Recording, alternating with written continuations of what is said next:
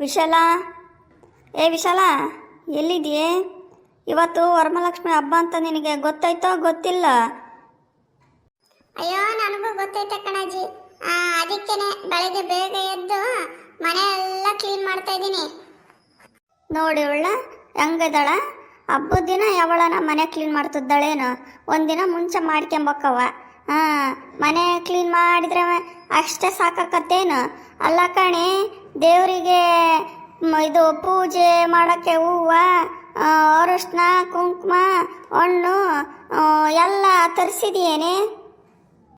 ಅಯ್ಯೋ ಅಜ್ಜಿ, ಅಲ್ಲ ನಿಮಗೆ ಬೇರೆ ಏನು ಕೆಲಸ ಇಲ್ಲ ನೋಡು, ಅದಕ್ಕೆ ಯಾವಾಗಲೂ ಏನಾನು ಒಂದು ತಕ್ಕಂದೇ ಕುತ್ಕೊಂತೀಯಲ್ಲ ಅಜ್ಜಿ. ಒಂದು ಲಿಸ್ಟ್ ಮಾಡಿಕೊಟ್ಟು ಬಿಡು, ಒಂದು ಅಂಗಡಿನ ಓಪನ್ ಮಾಡಿ ಇಟ್ಟು ಬಿಡ್ತೀನಿ, ಅಲ್ಲೇ ನೀನೇ ವ್ಯಾಪಾರ ಮಾಡುವಂತೆ. ಅಲ್ಲೇ ಹೆಂಗ್ಸೆ ನೋಡಿದೆ ಇವಳು ಹೆಂಗಂತಾಳೆ. ಅಲ್ಲ, ದೇವರು ಪೂಜೆ ಮಾಡೋದು ನಾವು ನಿಯಮ ನಿಷ್ಠೆಯಿಂದ ಮಾಡಬೇಕು ಅಂತ ಹೇಳಿದರೆ ಇವಳು ಅಂಗಡಿನೇ ಓಪನ್ ಮಾಡಿಕೊಡ್ತೀನಿ ಅಂತಾಳೆ.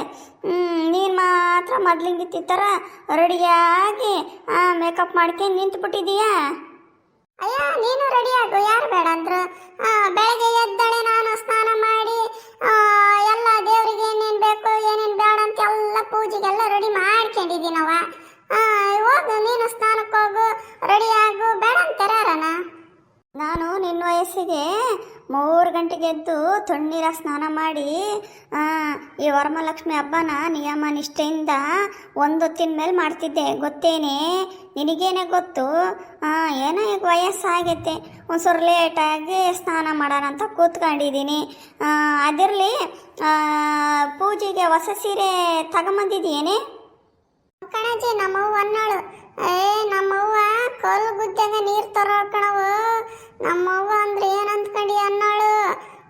ನಾನು ಮರ್ತೇ ಹೋಗಿದ್ದೆ ನೋಡಜ್ಜಿ. ಮೊನ್ನೆ ಪೇಟೆಗೆ ಹೋದಾಗ ಸೀರೆನೂ ತಂದಿದ್ದೀನಿ, ಪೂಜೆ ಐಟಮ್ಸು ತಂದಿದ್ದೀನಿ. ನೋಡ್ದೆ ಇವಳು ಹೆಂಗೆ ಮಾತಾಡ್ತಾಳೆ. ನನಗೊಂದು ಸೂರನ ಇಂಥದ್ದು ತಂದಿದ್ದೀನಿ, ಇಂಥದ್ದು ಮಾಡಿದ್ದೀನಿ ಅಂತ ನಾನು ಹೇಳ್ತೀರ? ಗಂಡ ಹೆಂಡ್ತಿ ಒಳಗಿಂದ ಒಳಗೆ ಎಲ್ಲ ಮುಗಿಸಿರ್ತೀರ. ಎಷ್ಟು ರೂಪಾಯಿ ಕೊಟ್ಟು ಸೀರೆಗೆ? ಏನು ಸಣ್ಣವ, ಸೊಸೆ ಜೊತೆ ಒಳ್ಳೆ ಜೋರಾಗೆ ಏನೋ ಯುದ್ಧ ಮಾಡಂಗೆ ಇದೆಯಾ ಹಬ್ಬದ ದಿನನೇ? ನಮ್ಮ ಮನೆಗಿದ್ದಿದ್ದೆ, ನೀನೇ ನಿಂಗೆ ಬೆಳಗ್ಗೆ ಬಂದ್ಬಿಟ್ಟಿದೀಯಾ? ಮೊನ್ನೆ ಕೊಟ್ರ ಗೂಸಕ್ಕೆ ಮತ್ತೆ ನಮ್ಮ ಮನೆ ಕಡೆಗೆ ಬರೋಲ್ಲ ಅಂದ್ಕೊಂಡಿದ್ದೆ ಕಣಿ. ಏಯ್ ಸಣ್ಣವ, ನಂದು ನಿಂದೇನು ವಾಸದೆ? ಮಕ್ಳು ಏನು ತಪ್ಪು ಮಾಡಿರು ತಾಯಿಗೆ ಸೋಮಿಸ್ಬೇಕವ. ಅದು ಬಿಟ್ಟು ಯಾಕೆ ಬಂದೆ ಅಂತ ಕೇಳ್ತೀಯಲ್ಲೇ ಸಣ್ಣವ. ನಿಂದು ನಿಮ್ಮ ಸಣ್ಣ ಒಂದು ಏನು ಹೊಸದಲ್ಲ ನೋಡವ. ನಮ್ಗೆ ಅಲ್ಲಿ ಅಭ್ಯಾಸ ಆಗೋಗ್ಬಿಟ್ಟತ್ತೆ. ಹೆಂಗ ಹಬ್ಬಕ್ಕೆ ಬಂದಿದೀಯಾ? ಬಾ ಕೂತ್ಕ. ಪಾಪ ಮನೆಗೆ ಬಂದ್ರೆ ಹೆಣ್ಮಕ್ಳನ್ನ ಯಾಕೆ ಬಂದೆ ಅಂತ ಕೇಳಕ್ ಹೋಗ್ಬಾರ್ದು ಅಲ್ಲೇ. ನೋಡಿ ವಿಶಾಲ, ಕರೆಕ್ಟಾಗಿ ಹೇಳಿದೆ. ಈಗ ಮಾತು ಮರ್ಸ್ಬಿಡ ಕಣಿ ವಿಶಾಲಿ. ಎಷ್ಟು ರೂಪಾಯಿ ಕೊಡ್ತಂದೆ ಸೀರೆ ಹೇಳೋದ್ನ? ಏನಿಲ್ಲ ಕಣಜಿ, ಬರೀ 5,000 ರೂಪಾಯಿ ಕೊಡ್ತಂದದ್ದು. ನೋಡ್ದೇನೆ ತಿಪ್ಪವ್ವ, ನೋಡಿ ಕೇಳಿಸ್ಕೇಳಿ, ನನ್ನ ಸೊಸೆ ಸೊಸೆ ಅಲ್ಲೇಳು ಮೊಮ್ಮಗಳು. ನನ್ನ ಮೊಮ್ಮಗಳು ನೋಡು, ನನಗೆ ಒಂದು ಸೂರನ ಇಂಥ ಸೀರೆ ತಂದಿನಿ ಅಂತ ತೋರಿಸೇ ಇಲ್ಲ. ಅದ್ರಾಗ 5,000 ರೂಪಾಯಿ ಕೊಟ್ಟು ತಂದಳಂತಲ್ಲೇ ಸೀರೆ. ಯಾರು ಮಂತ್ಯಾನ ಉಳಿತತ್ತೆ ಹೇಳಿ? ಅಯ್ಯ, ಇರಲಿ ಬಿಡಿಸೋಣವ. ಈಗಿನ ಕಾಲದವರು ಅವ್ರಿಗೆ ಅಂಥದ್ದು ಬೇಕಂಥದ್ದು ಒಪ್ಪಿದ ಸೀರೆ ತಂದ್ಕೊಂತಾರೆ. ಅದನ್ನೆಲ್ಲ ಇದು ಮಾಡಕ್ಕೆ ಹೋಗಬಾರ್ದವ ನೀನು.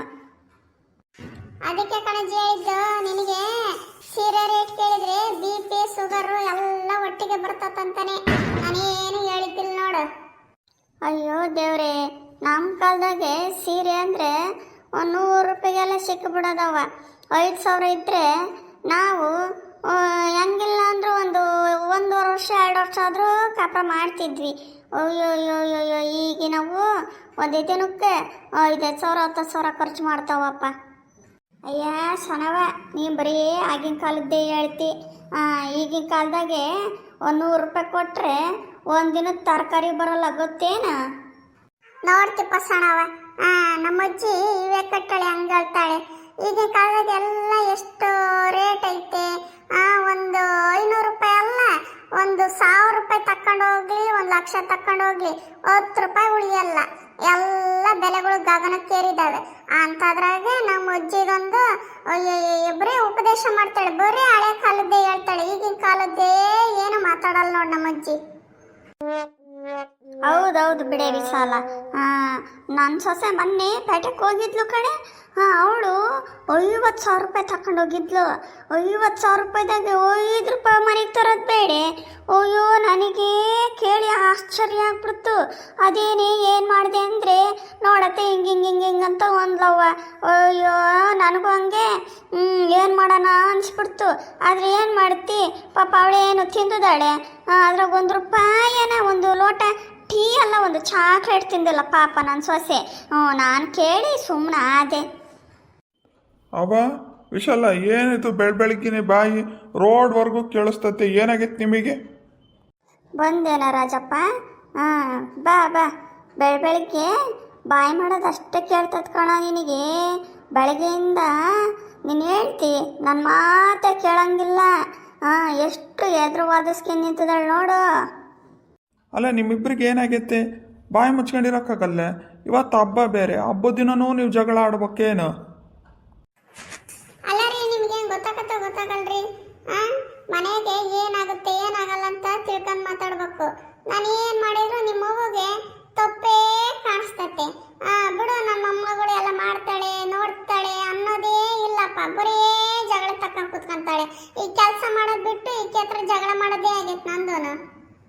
ನೋಡ್ದೇನಾ ನಿನ್ನೆದ್ರಿಗೆ ಎಷ್ಟು ಬಾಯಿ ಮಾಡ್ತಾಳೆ ನಿನ್ನ ಹೆಂಡ್ತಿ. ನೀನಿಲ್ದಾಗ ಇನ್ನೆಷ್ಟು ನನ್ನ ಮೇಲೆ ದೌರ್ಜನ್ಯ ಮಾಡ್ಬೋದು, ಲೆಕ್ಕ ಹಾಕು. ಹೋಗತ್ಲಾಗೆ ಏನು ಜನ್ಮಪ್ಪ ಈ ಜನ್ಮ. ದೇವರು ಯಾಕನ ಈ ಗಂಡು ಜನ್ಮನ ಸೃಷ್ಟಿ ಮಾಡಿದ್ನೋ ಏನೋ. ಅತ್ತೆ ಸೊಸೆ ಮಧ್ಯೆ ನಾವು ಸಿಕ್ಕಾಕೊಂಡು ವಿಲ ಒದ್ದಾಡ್ಬೇಕಾಗೈತೆ ನೋಡು. ಅಲ್ಲ ರಾಜಪ್ಪ, ನೀನು ಹಿಂಗೆ ಅಂದ್ಬಿಟ್ರೆ ಹೆಂಗೆ? ನಾನು 9 ತಿಂಗಳು ಎತ್ತು ಒತ್ತು ನಿನ್ನ ಸಾಕಿ ಬೆಳೆಸಿಲ್ಲೇನಾ? ತಾಯಿ ಪರವಾಗಿ ಮಾತಾಡೋಕ್ಕೆ ಹೆಂಗೆ ಮಾಡ್ತೀನಿ ನೋಡು ನೀನು. ನೀನು ಬರೀ 9 ತಿಂಗಳು ಎತ್ತು ಒತ್ತು ಏನು 20 ವರ್ಷದವರೆಗೂ ಸಾಕಿದೀಯ. ಇನ್ನ ಉಳಿದದ್ದು 80 ವರ್ಷ 30 ವರ್ಷ ನಾನು ನಿನ್ನ ಮಗನ ಸಾಕೋದು ಗೊತ್ತೇನಾ? ಹ್ಞೂ ಕಣೆ, ನೀನು ಭಾರಿ ಸಾಕ್ತೀನಿ ನೀನು. ನಾನು ನೋಡಿಲ್ಲ ನೀನು ಸಾಕದ್ನ. ಈಗ ಇಬ್ರು ಬಾಯಿ ಮುಚ್ಕೊಂಡು ಸುಮ್ಮನಿರ್ರಿ. ನಿನ್ನ ಪರನೂ ನಾನು ಬರಲ್ಲ, ಇವಳ ಪರನೂ ನಾನು ಬರಲ್ಲ. ಇವತ್ತೇನಿದ್ರು ವರಮಹಾಲಕ್ಷ್ಮಿ ಹಬ್ಬ, ನಾನು ವರಮಹಾಲಕ್ಷ್ಮಿ ದೇವಿ ಪರವಾಗಿ ಮಾತಾಡ್ತೀನಿ ಅಷ್ಟೇ. ಈಗ ಒಳ್ಳೆ ಚೆನ್ನಾಗಿರ್ದೆ ಕಣ ರಾಜಪ್ಪ. ನಿಂದೆ ಹೊಸ ಪಕ್ಷ ಕಟ್ಕೊಂಡ್ಬಿಟ್ಟಲ್ಲಪ್ಪ ನೀನು. ಇನ್ನೇನು ಮಾಡೋದ ಬೇ? ನಾನು ಇವರಿಬ್ರು ಮಧ್ಯೆ ಸಿಕ್ಕಾಕೊಂಡು ಅಯ್ಯಪ್ಪ, ಆಮೇಲೆ ದೇವ್ರ ಪೂಜೆ ಬಿಟ್ಟು ನನ್ನ ಪೂಜೆ ಮಾಡ್ತಾರೆ ಇವರು.